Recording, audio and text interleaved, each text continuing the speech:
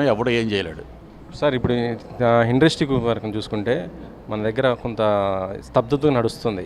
ఏదో షేరింగ్ అని ఇలా మళ్ళీ ఇటు రెంటల్ సిస్టమ్ అనేసి కొద్దిగా నడవటం ఇప్పుడు పెద్ద సినిమా టైంలో కొద్దిగా ఇది అవుతున్నట్టుగా ఉంది. దీనిపైన మీరు ఏమంటారు సార్? అంటే దీని గురించి మనం మాట్లాడకూడదు.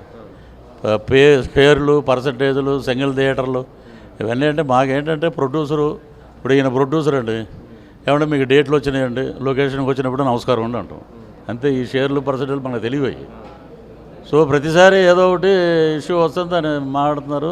పెద్ద ఆయన చిరంజీవి గారి దగ్గరికి వెళ్తున్నారు, సాల్వ్ చేసుకుంటున్నారు, అవుతుంది. పవన్ కళ్యాణ్ గారి దగ్గర కూడా వెళ్ళారు కాబట్టి మంచి సామరస్యపూర్వకంగా జరిగి ఉంటాయని అనుకుంటున్నాను. ఈసారి ఏపీఎఫ్డిసి కూడా మొత్తం కూడా కొంత కమిటీ వేయడం జరిగింది. మొన్ననే భరతభూషణ్ గారు ఏపీఎఫ్డిసి చైర్మన్గా, మిగతా వాళ్ళు చాలామంది ఉన్నారు. సో ఏపీలో ఇండస్ట్రీకి డెవలప్మెంట్కి ఏ విధంగా కార్యాచరణ తీసుకోబోతుంది అంటే బాగానే. ఇప్పుడు నాకు తెలిసి మొన్న ఈ మధ్య కూడా అన్నారన్నమాట, బ్రహ్మాండంగా ఇక్కడ ఫిలిం సిటీ టైప్లో అక్కడ అమరావతిలో ఒకటి కడుతున్నారు ఫిలిం సిటీ అని. బాగానే ఉంటుంది. ఆంధ్ర రాష్ట్రంలో తెలుగు చలనచిత్ర పరిశ్రమ అభివృద్ధికి బాగా కృషి చేస్తున్నారు. ఇప్పుడు కమిటీ కూడా వచ్చింది కాబట్టి సో బాగా ముందుకెళ్తుందని మనస్ఫూర్తిగా కోరుకుంటాం.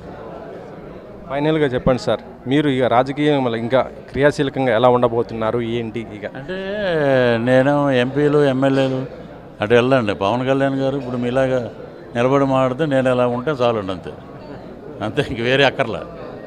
సో రాజకీయాలు రేపు స్థానిక సంస్థలకి గట్టిగా మేము అందరం జిల్లాల వారీగా పర్యటిస్తున్నాం. అలాగే విజయం సాధించి ఆయన దగ్గరికి వెళ్తాం. అప్పుడు కాకపోతే మీరు తమిళ్కి బాగా దగ్గర అయిపోతున్నారు, ఇటు కొద్దిగా తెలుగు దూరం అవుతున్నారని భావన కనబడుతుంది. ఒక 8 సినిమాలు ఉన్నాయండి తెలుగులో రిలీజ్కి. సో అన్నీ అద్భుతమైన పాత్రలు. ప్రతి శుక్రవారం వస్తే ఆ సినిమా థియేటర్లో మీరు కనిపించేవాళ్ళు, మీ సినిమా ఏదో ఒకటి ఉండేది. సడన్గా అక్కడ పిలిచి మనల్ని మంచి బ్రహ్మాండమైన పేటేసి ఇతను కామెడీయే కాదు విలన్గా పనికొస్తాడని అలా తీసుకెళ్లారు. వాళ్ళని గౌరవించాలి, వీళ్ళని గౌరవించాలి. సో బ్యాలెన్స్ చేసుకుని వెళ్తారు అన్నమాట. Okay sir.